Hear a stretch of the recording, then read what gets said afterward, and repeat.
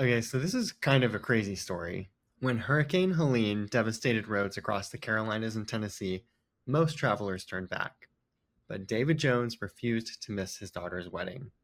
Blocked by floods and debris, Jones, a 64-year-old marathoner, set off on foot through washed out roads, towering debris piles, and pitch black highways overnight. With only a cell phone flashlight and sheer determination, he walked nearly 17 miles on foot, battling mud, exhaustion, and near disaster, all to be there when his daughter said, I do. Underwear, alcohol, syphilis, murder, forbidden.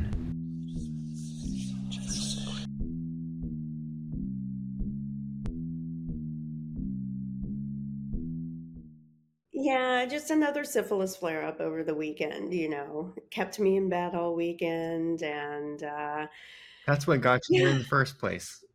I Too much know. bet. Maybe too much bed, too much syphilis. What are you drinking this evening? Looks like you've got yourself a beer. In honor of this very special Father's Day episode, Mhm. I'm having a beer. It's a A Kona longboard. Kona Longboard Lager.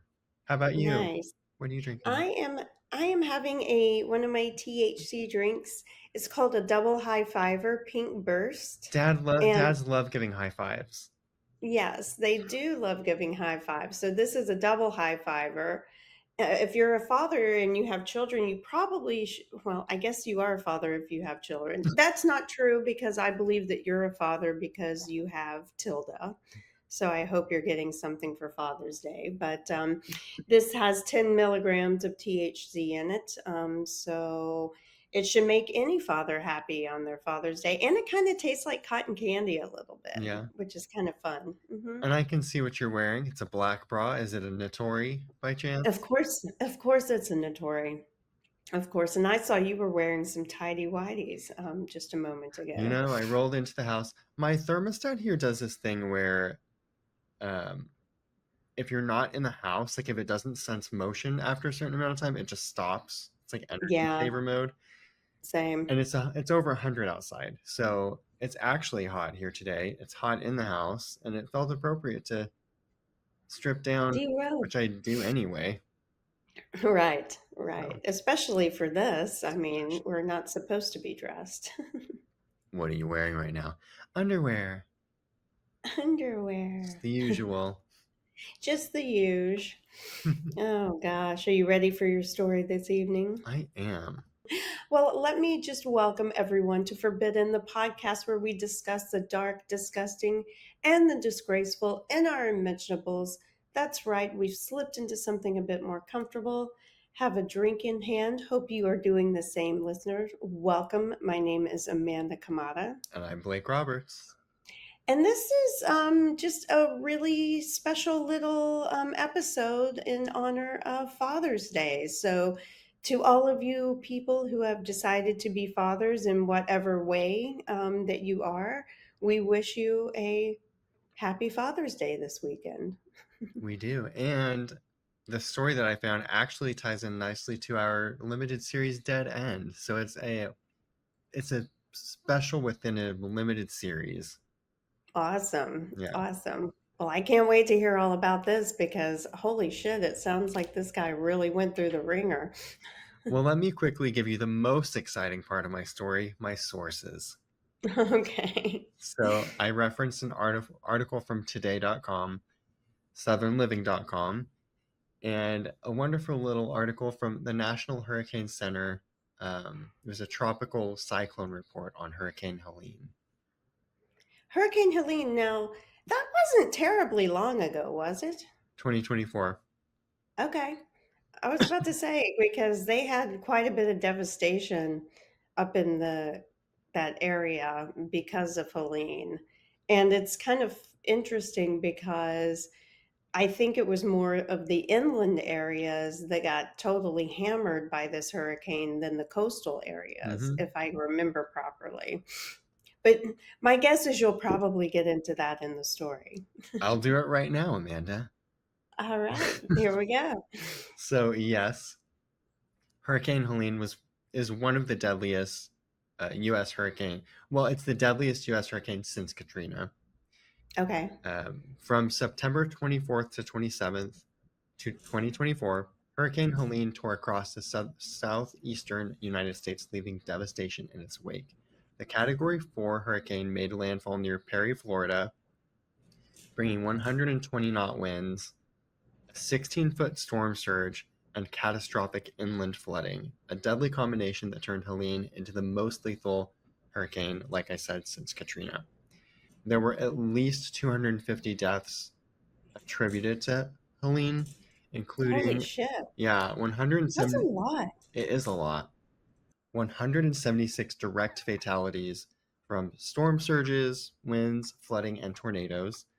71 indirect fatalities, and this includes medical emergencies, car accidents, and post storm incidents. I have no idea what that means, but it was listed in the report. It could be like people getting electrocuted or something like that from Yeah, falling down power wires. lines Yeah, and that sort of thing. That's what I like to think of it as, you know. yeah. And then there was the three other deaths that were unknown cause, but somehow attributed, whatever that Still means. a lot of people. A lot, 250 is a lot. Yeah. So the deadliest impact struck the southern Appalachians. I'm pretending like I'm from West Virginia. The southern Appalachians, where torrential rain and landslides devastated western North Carolina and eastern Tennessee. In North Carolina alone, 78 people were killed by freshwater flooding, Oh, and over 2,000 landslides were recorded. Is that crazy? that's a lot. Yeah, like just landslides. I can't imagine getting killed in a flood. One Ugh, of those, that's drowning is one of my, like fears when it comes to death. Drowning, burning alive, like those sorts of like really scary things that like you don't die immediately, yeah, like being in a fire or drowning. yeah, Big terrible. ones, big ones for me. Or being buried by a landslide. Right. Yeah, Oh my ew. God. Ugh. Ugh, So historic rainfall and flooding, right? So rainfall totals exceeded 30 inches in parts of North Carolina. wow. Rivers, including the French Broad and the Swananoa, maybe I got that right, who knows, reached record levels, shattering marks dating back over a century. Wow. And then in terms of wind and storm surges, there were obviously hurricane force winds, but they reached deep inland, topping millions of trees and cutting power to 7.4 million customers. Storm surges of 12 to 16 feet destroyed entire communities along Florida's Big Bend coast. I never heard of it called that before. Are you familiar with that? The Big Bend coast? No. The only It's, thing I know up in North Florida is called the Redneck Riviera. which I think is that. It's like Hmm. at the base of the shaft Hmm. where it curves. Right. That's the Big Bend coast. But I had never heard of it Me either. I referred had to to as Google it. that. So, in addition, there were 33 tornadoes. Shit. Yeah, so it's like a bunch of spin-offs. Bunch of spin-offs. It's like this one's successful. Let's do more. Right. Um, and then in terms of economic impact, Helene caused an estimated $78.7 billion in damage, making it the seventh costliest U.S. hurricane on record.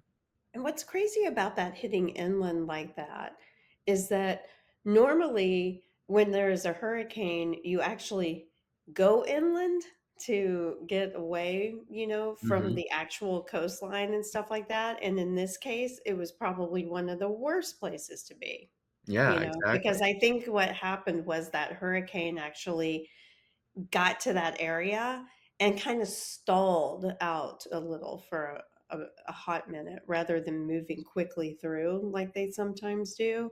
And I think that's what caused a lot of that, horrific damage. And 30 inches of rain is a shit ton of rain. I mean, 7 inches is a lot for me. What Unbelievable. about 30? I know. But yeah, so it impacted 10 states, like from Florida all the way to Illinois. Is that crazy for a hurricane? That's nuts. But I digress. Back to the story. In the wake of Hurricane Helene, 64-year-old South Carolina resident David Jones faced an unimaginable obstacle as he tried to attend his daughter Elizabeth's wedding in Johnson City, Tennessee. So what should have been like a simple 2-hour drive turned into a 12-hour like trek through storm ravaged roads and this blah blah blah remarkable story of perseverance, which I'm going to get into right now. So Jones left his home in Boiling Springs, South Carolina around 7:30 p.m. on Friday, determined to walk his daughter down the aisle the next morning at 11 a.m. But he quickly discovered the route was impassable. Along Interstate 26, Jones was diverted several times, only reaching the Tennessee state line around 2 a.m. So just the drive alone, which should have taken 2 hours, it only got him to the Tennessee state line. Which sounds like it took more like 7 hours to even do that. Yeah, it took like a long ass time. So Yeah. annoying, right? So there, a state trooper stopped him and informed him that both the interstate and side roads were closed due to historic flooding and washed out bridges. But obviously, this dad is undeterred. Quote, my daughter's getting married at 11 o'clock this morning, and I want to be there to walk her down the aisle. The officer told him he could go no further by car. So Jones, a 2-time marathoner, made the decision that he would continue on foot. Back in his car, he packed a backpack with underwear, which we're all into. That's our jam. So good for you. Thinking of the basics, the essentials. So underwear, socks, and a shaving kit. All he had, he like threw in a windbreaker. So that was it. And he began his trek through the darkness. Again, with only a cell phone flashlight to guide him. Oh my God. I hope that cell phone was fully charged. I Sure, know. we'll get Well, to that. yeah. So another quote. I sprinkled some quotes in from him because I don't know, I just sort of enjoyed it. So quote, I just put one foot in front of the other and kept that mantra in my head. My daughter's getting married at 11 a.m. and I'm going to walk her down the aisle. The roads were washed out and littered with fallen trees, power lines, and debris. Around 3 a.m., so he'd been walking for an hour, Jones encountered 2 workers clearing wreckage with a backhoe and bulldozer. He became trapped knee-deep in mud, struggling to free his sneaker while avoiding the machinery. At one point, so his life is in danger, essentially. He's trapped in mud, surrounded by darkness, and the driver couldn't see Jones from his cab. So he's in this backhoe, like swinging this big, massive machinery around, and he's just like flopping around in the mud. Um, so he was able to like duck and weave and free himself and escape to safety. But he said at one point he like feared for his life, Right. which is sort of crazy when you're sort of at the mercy of nature, and like the one thing that could potentially kill you here is just another human who didn't see you. Hmm. Jones eventually freed himself and backtracked, later encountering another state trooper who says, are you the one that's trying to get to your daughter's wedding? We're all talking about you. Oh my God. So it's sort of crazy. I guess they like the first trooper he encountered must have like informed the like alerted the others, like heads up, this guy's on foot. The trooper drove him to Irwin, Tennessee, where Jones grabbed a Gatorade and a snack bar before resuming the journey on foot along a 2-lane highway. To alert passing cars, he waved his cell phone flashlight and carried a red reflector he'd picked up earlier. Now back in cell service range, Jones chose not to contact. So I don't think I mentioned that, but he'd gone for like a period of time and a distance without having any cell phone reception at all. So anyway, he gets back into service range and he decides not to even contact his daughter because he doesn't want to distract her from her big day or like upset her at all. So he just keeps going. At this point, with about 8 miles to go, fate intervened. A man in a passing truck stopped to offer him a ride. It turned out to be an old coworker named Steve. An old coworker of his? Yeah, What? yeah, like what are the odds? Holy universe, like putting things in your play, in the right spot at the right time. That's fucking crazy. Because Yeah, it's not like he was close to home. no. And maybe, and this is what I don't know. I don't know his background, so I don't know if he was from this area in Tennessee and then moved away. I'm guessing. Hmm. But even still, like all the highways are out and there's probably not that many cars that are just moving in general. So for the one of them to be a former coworker. Right. Um, anyway, so here's another quote from Jones. He says, I firmly believe that God or one of his angels woke Steve up and said, David needs a ride the rest of the way home. I feel a certain way about religion, but it's sort of a lovely story. And it does sort of make you wonder, like, is somebody up there like watching out for me? Yes. It's the force. It's the force. Thank you, Yoda. So, thanks to Steve, Jones arrived in Johnson City at 7:30 a.m., completing a journey of nearly 27 miles, 10 by car, 17 by foot. 17 miles by foot in just a matter of hours. Well, not to mention that it was in the middle of the night. It was in a total like storm devastated area where like roads were closed. I mean, if people can't travel, that means that there was debris of Yes. all kinds everywhere. The guy's got on a pair of tennis shoes, more Yeah. than likely, and that are probably soaking wet. He's already been trapped in that mud, lest we forget. Mm-hmm. So I'm sure he was a hot mess, and his feet were probably covered in blisters. Oh my God. From Yeah. being like wet, and just walking all of that way. That's a long way to walk, particularly at night when you're avoiding that sort of like debris. And it's not like just, walking past some like garbage that's on the sidewalk or something like that. It's It's like trees and directly shit. in front of you. Yeah. Yeah, Yeah, he described it as being like piled high. Like he was climbing. So it's crazy that he was able to go that distance in that short a time. right. So he said it's what any dad would do. I doubt that. I doubt that. I am I pretty sure I know a I'm, few who wouldn't do that. yeah, and one of them is my own father. So There's no fucking way my dad would have done that. He would have been like, "Can we postpone the wedding for a day?" yeah, just rearrange everything. So Elizabeth had no idea what her father had endured. She said, never in a million years would I have imagined what really happened. I'm just so thankful he made it. The wedding was held by candlelight. The church had lost its power. Right. At the reception, Jones finally shared his story and presented the couple with the red reflector he had carried through the darkness. And he said, let this be a reminder to be a protector to each other, especially in your darkest hours. And for Elizabeth, the gesture meant everything. So she says, he's a very special man, and he has very special love for us. He would go to the end of the earth for us, come hell or high water. And he did that. And And that's the more. story of David Jones and his trek to his daughter's wedding. I kind of appreciate that that this had a happy ending. I was kind of wondering I at the never do first. Well, sometimes you have happy endings.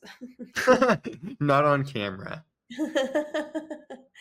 But usually our stories are more focused around someone who loses their life, and that sort of thing. And I was like, oh my God, this is what's going to happen. This guy tried to go all of this way and he wasn't able to make it and like died at the last second or something like that. I kind of felt like we needed a balance because I know that both of our prior two stories were pretty dark, um, Very heavy. brutal, Hmm. and totally fascinating. And I'm all about that.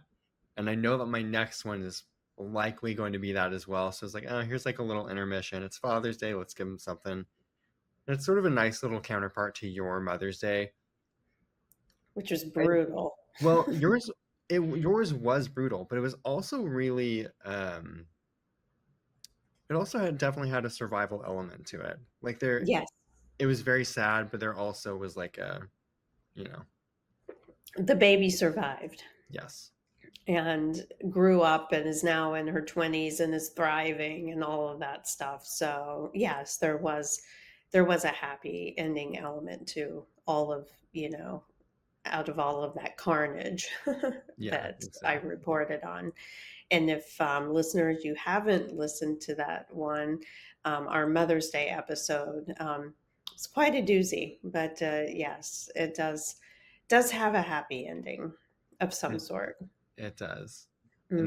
that one was in Arkansas, Missouri, Missouri, Missouri. Missouri, Kansas, and Kansas. Yeah, Yeah, sort of yeah, similar territory as we are here.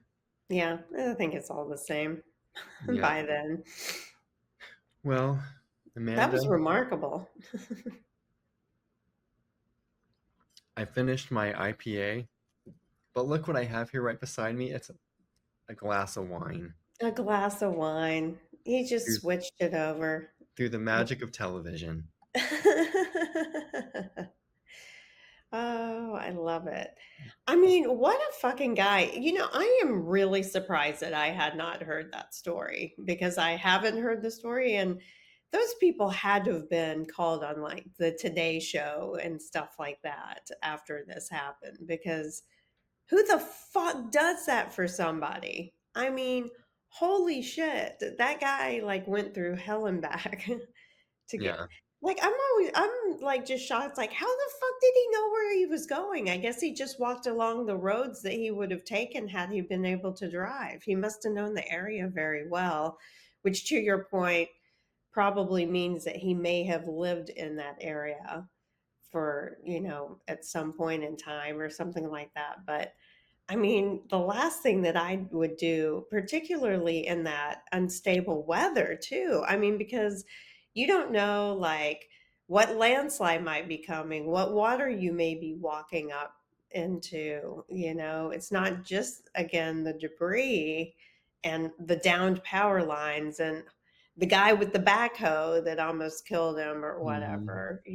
I mean, there are so many things that could have made that gone sideways. I can't believe though that he didn't like call his daughter and at least say like, "Hey, Heads I'm on up, I my might be late. way. I might be late. I'm okay."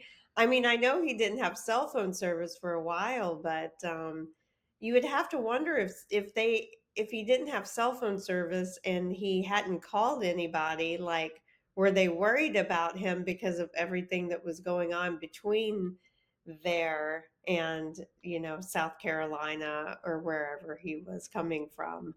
Yeah. um, I just find that to be quite crazy. I just want someone to do that for me. It's not that much to ask. Prove your love. Cue Debbie Gibson. Prove your love. Prove your love. Wasn't that Yeah, her? I think it was. God, I haven't Prove listened to your Deb. love. That's Shake Your Love. Oh. Well, you know what? Do that too. Yeah, Shake Your Love, In my Prove face. Your Love, but Shake Your Love in his face for sure. Prove your love. That actually sounds like it would be like a Taylor Dane song more than a Debbie Gibson song. Yes, yes, it does. Although I think I just made it up. So, Well, I have a current event that's going on mm, that I'd like to talk about. And since we're talking about fathers and things they do on Father's Day, and this one is a little bit darker, which will be, sort of an interesting juxtaposition to what you just spoke of, because, turn the lights um, off. Give it to me. yeah, well, authorities on Tuesday night said they're tracking a lone hiker they believe could be Travis Caleb Decker near a mountain pass in the Wenatchee Mountains of Washington State. Decker, 32, has been charged with murder and kidnapping after his three daughters were found dead last week. Investigators have been looking for him since the night of May 30th when he failed to return the girls to their mother's home in Wenatchee, about 100 miles east of Seattle, after a scheduled visit. So that was from CBS News. But what I do know about this particular story is that I believe either he and his wife were in the stages of getting a divorce, and he's been having a lot of mental health issues. He's a former, like, um, highly decorated, like, Army Ranger sort of gentleman who served over in, the Middle East and that Yeah. sort of thing. And so they had been separated, and I guess that he had been having, like, supervised visits with his three daughters, and then had a unsupervised visit with him, quite at the concern of his ex-wife, or soon to be ex-wife, because of his mental state over the past, few months to a year, and basically stopped communicating with people, took his daughters to a campground right outside of a town called Leavenworth, and he tied their hands, I think, behind their back, and put bags over their head Oh and no. suffocated them. So Oh. they found the three little girls dead at this campsite that they had been at, and now this gentleman has been on the run ever since then. So, a horrible story. I feel so horribly for the mother. He's been seen, on camera, CCTV, in, various places. So they think that he is still alive, that he hasn't killed himself yet. But they think that because he does have, some strong survivor skills and that sort of thing, that he may be hiking by himself in the mountains of Washington State. So, um, hopefully, by the time we tape our next show, they will have caught this horrible person. But talk about, like, the polar opposite of the dad that you were just talking about, and then Yeah. this selfish motherfucker who basically took his, I mean, and suffocating them with bags over their heads. I mean, Well, I feel like there had I mean, there's no good way to kill somebody, but if you were gonna kill your children, like, the least you could do is find, like, or research the fastest way to do so without causing pain. yeah, and there's like a larger story here about mental illness too, because I'm sure if I had to guess, I would say there's probably like a really intense PTSD Mhm. situation. Yep. So I mean, I'm sure he's a victim too of that. Circumstances, Yeah. and yes. Not, and again, not that that's an excuse for anything, but it sort of complicates the whole thing, you know. Yeah. Yeah. That's sad. But on that note, you reminded me of something else. I had read the headline for that like back when it was like a week ago or something, but I Mhm. hadn't had heard any updates, so that's sort of interesting. Um, but something that just happened here in the Phoenix area, just north of Fountain Hills, where my parents have a place. Um, there was a young couple, I think they were like late teens, that were camping off of the Beeline Highway, and they were found murdered. That's So why you don't someone, camp, kids. it's so scary, right? Like, I'm sure it's like the number of people that go camping, it's not a common thing just to get murdered while you're camping by a stranger, but it happens sometimes, and it's opportunistic, right? Because I mean, You're alone, yeah. or seemingly alone in the middle of nowhere. Um, I mean, I know that there are, like, campgrounds and stuff like that that are a little more populated, and people Hmm. park their campers, and who are glamping and all that kind of stuff. But then there are people who go out and do this camping where you're literally out in the middle of nowhere by yourself. And I wouldn't do it. I mean, it just that kind of stuff just scares the shit out of me. There's Yeah. no way I would get any good sleep. I mean, first of all, you can't get any good sleep because you're sleeping on the ground and that's gross. I hate camping. I do. I like the idea of it, but I don't actually like doing it.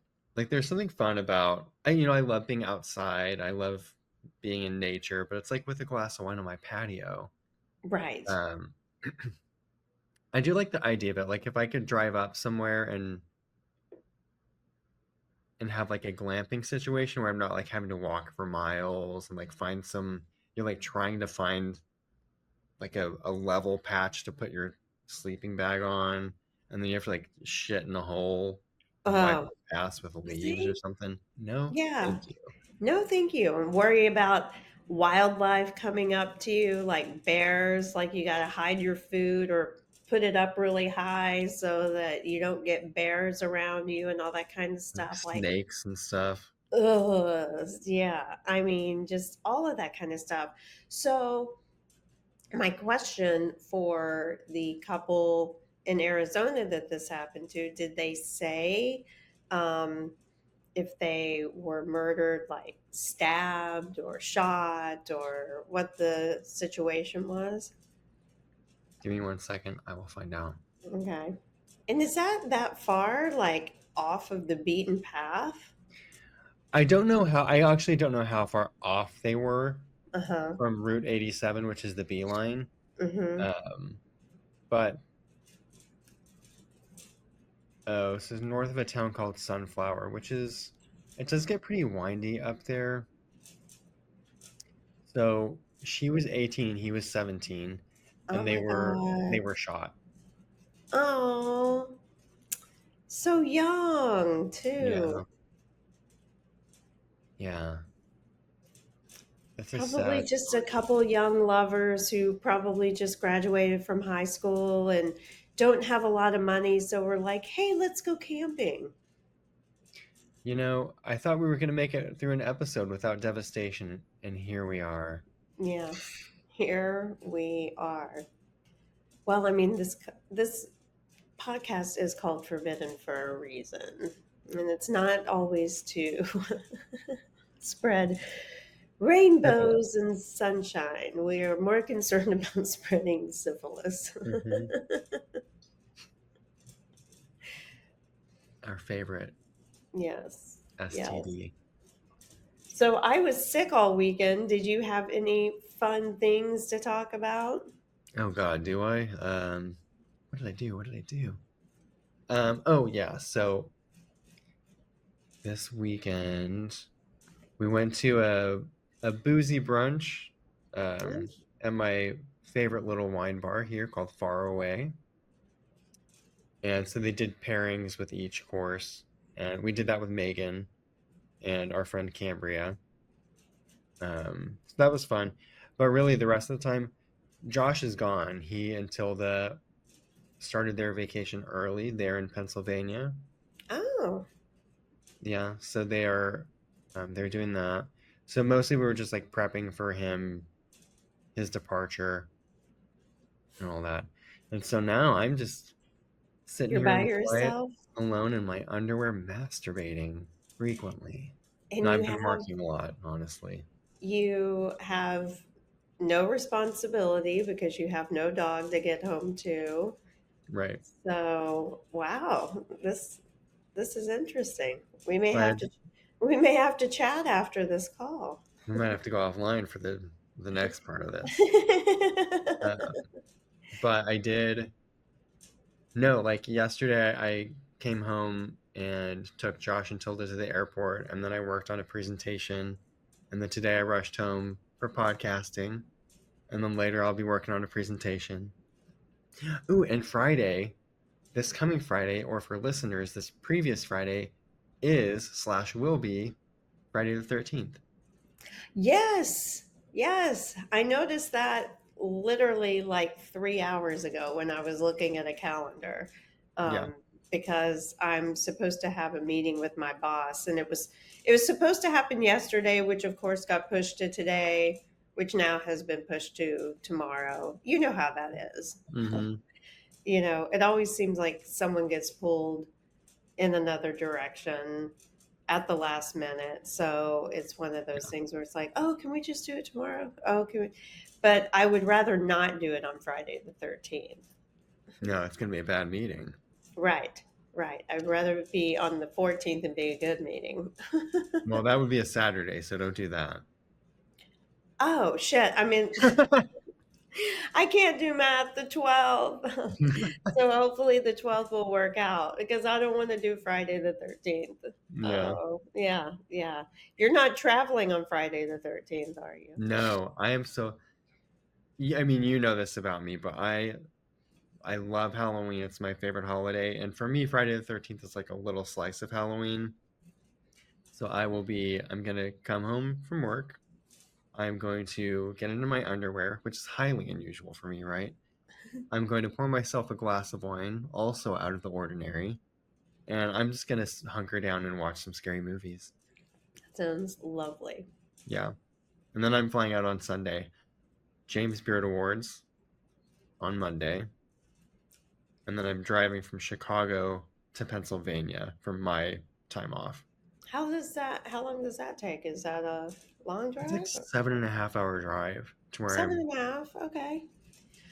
But if you think about it, by the time you like go to the airport, all Yeah. that kind of stuff, take your flight, get your get off the airport, like it's Yeah. probably almost like the same. It's actually better because there are no direct flights from Chicago to Erie, Pennsylvania, which is sort of mind-boggling. So I would have had to fly to like North Carolina And and then, get a connection yeah, and then fly to Erie. So I was no, like, fuck that. drive. Get me Yeah, a car. yeah. So, I'm cruising along the lake most of the time. So it's going to be like a nice, like pretty-ish drive. Hmm. I'll stop at the best rest stops. I'll find some good glory holes. I'm gonna make some fun out of it. Yes, definitely. Yeah. Stop at a couple of antique places along the way. If there are there any charming antique, Hmm. places in those areas? I love stopping off and road shop antique places. Like that's my Yeah. jam. Hmm. See, I want to see like the world's biggest ball of yarn or something like that. Yes, yes. We'll Maybe see. the world's biggest glory hole. Not too big. I don't want to see too much from the other side. Yes, yes. Oh my I don't God. want to know who you are. Just never mind. So, so truth. Were you sad when Tilda left? Did you cry? I didn't cry, but I kept I kept looking for her, or at one point I thought I heard her call her. And I was like, oh, I need to let the dog out. And I was like, oh, yeah, it's just me. Yeah, yeah. It's funny when you think they're still around when they're not around. It's kind of Yeah. crazy having a house that's empty without a pet in it. Yeah, I don't like it. Yeah, I mean, yeah. it's kind of nice to not have the responsibility for a few days. It Hmm. is, but I miss her terribly. Yeah. Oh, Tilda. Yeah. I want to give a shout out to my friend Fern in Seattle. She lost her dog this week. Oh, Scooter, he passed away. And I knew Scooter. I used to keep Scooter for her whenever. how old was Scooter? Scooter had to have been, I mean, shit, I've been gone since 2014. So definitely over, I bet he was at least 13 years old or something like that because yeah, she had him for quite some time. She had another dog named Karma before Cute. Scooter, and Karma lived to be like 18 or something like that. But I don't think Scooter was quite 18 years old. I'm not sure how old he was when she adopted him, though. You know, What kind of dog was Scooter? oh, Scooter was just like, oh, he was just a little mixed mutt rescue. But like super cute little Yoda type ears, and I don't know. He looked like he was some sort of maybe Chihuahua Terrier sort of mix, like super cute dog, Scooter. Mm. Yeah, Oh, yeah, poor Scooter. I know, I Well, I'm know. sorry to So hear your friend Fern. That's tough. yes, yes, and I know she listens sometimes, so I just wanted her to know that we are thinking of her. Yeah. Yeah. We'll pour one out for Scooter. Yes, pour one out for Scooter. Oh. So, what else is going on? Anything cool? Or shall we call this one? Is there anything cool? I thought I was going to have like a fun play to talk about that I saw last weekend and all that kind of stuff, but because of my syphilis flare up, I was in bed all weekend Goddamn syphilis. and I missed the play. I was that sick, like I could not go to dinner and a play, you know. What play was it that you didn't get to see? The Girl on the Train, and apparently it's kind of a thriller. Hmm. Sounds And familiar. yeah, I believe Emily Blunt was in the like screenplay or not Gotcha. screenplay, Yeah. the big screen version of it back in like I want to say it was like 2016 or something like that. I think Hmm. it's The Girl on the Train or something like that. And it's supposed to be a thriller. There's a little bit of violence in it and that sort of thing. And I really wanted to, I had never seen the movie, but I thought the play sounded interesting.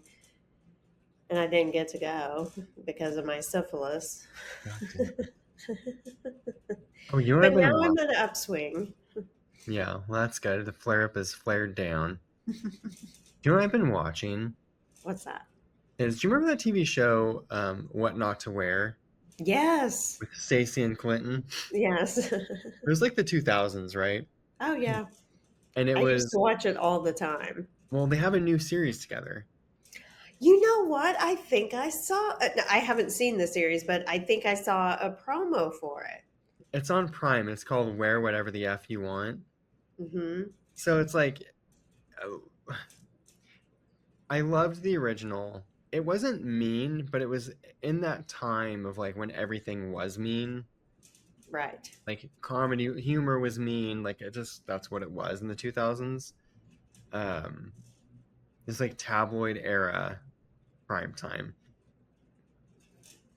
It wasn't a mean show, but even just the positioning, what not to wear, like they were taking people and helping them find better style, like that Right. suited their body types or whatever. This one is very much, it's not dissimilar. It's them trying to help people find their style and not have a style placed upon them based on what their body type is. Gotcha. So, and at first I was like a little bit skeptical because it felt I don't want to say pandering, but it felt like I guess I thought it was going to be that. Like, oh, they're just trying to like, but it ends up not being that because, well, I won't get into the whole thing because I don't want to waste everyone's time here because, I ramble. But I watched 3 episodes last night and I had a couple glasses of wine and I don't know what it is about it. I just think it's so choked up when good things happen. Like even when I was telling the story just now, I had to like sort of pace myself at the end. It's like, oh my God, I can like start to feel myself getting A little like choked up. emotional. Yeah. Wow. Hate that about myself. Why do I Well, care so we do much? have feelings. Ugh, I hate it. I know. It takes a lot for me to cry. Like a Yeah. lot. I think that like it has to involve pets, I was gonna say a dog will do it. animals, animals, yeah, a dog. I mean, anything where it's like the dog didn't make it, like in a, or if I'm watching like a crime show or something like that and they say something about them killing their dog, I'm like, "Ugh, wait a minute. I can't watch those Sarah McLachlan videos and stuff like that. No. Those are Terrible. awful.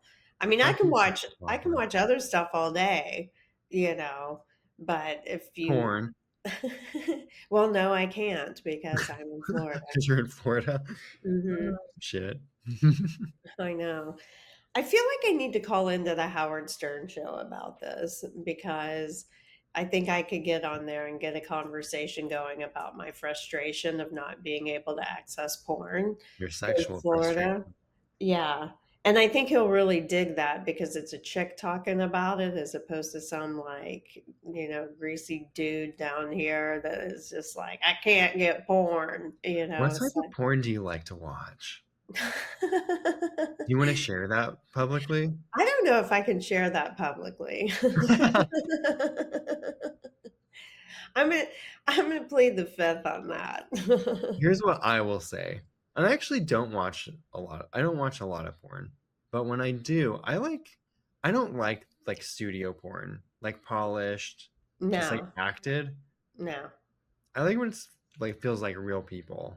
I agree. I agree. I'm more so of the like Pornhub would call it community or something like that, where you can tell it's definitely like not actors and stuff like that. Is it fisting, Amanda? Is that what you like? No, I will say that that is one thing that I could not watch. I'm sorry. Is it Uh, water sports? no. Damn. Oh, definitely Strike not. two. I'm sure you'll get it out of me at some point, but I When haven't. we clock off here. Yes, exactly. Um, well, do you want to tell Speaking people where they of, can? Yeah, yeah. go for Well, it.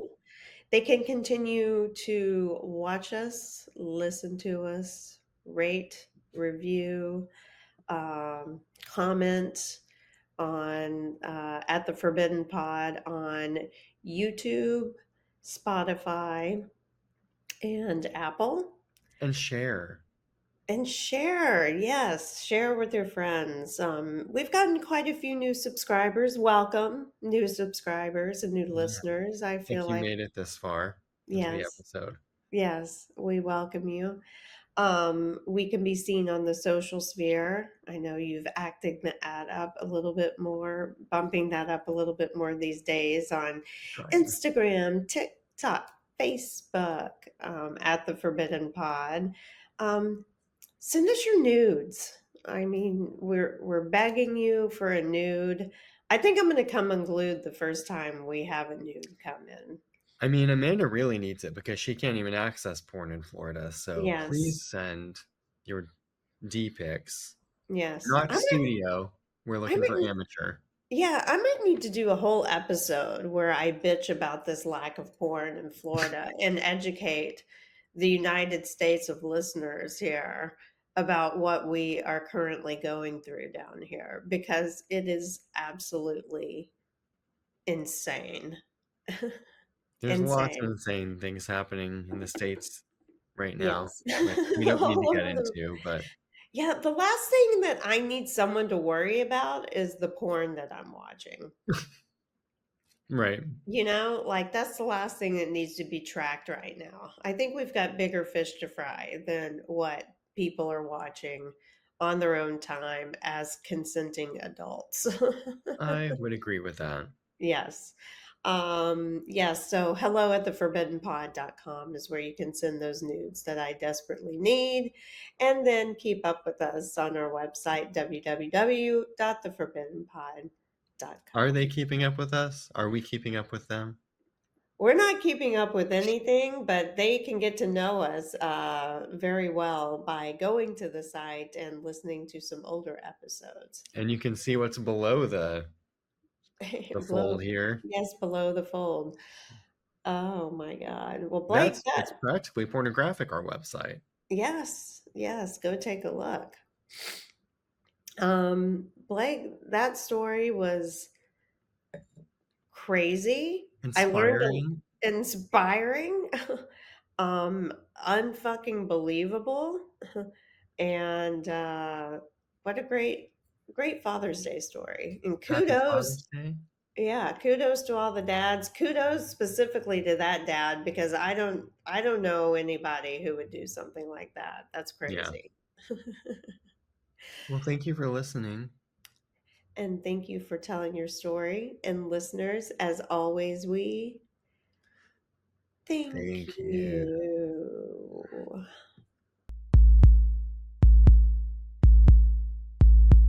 I still can't believe that guy did that.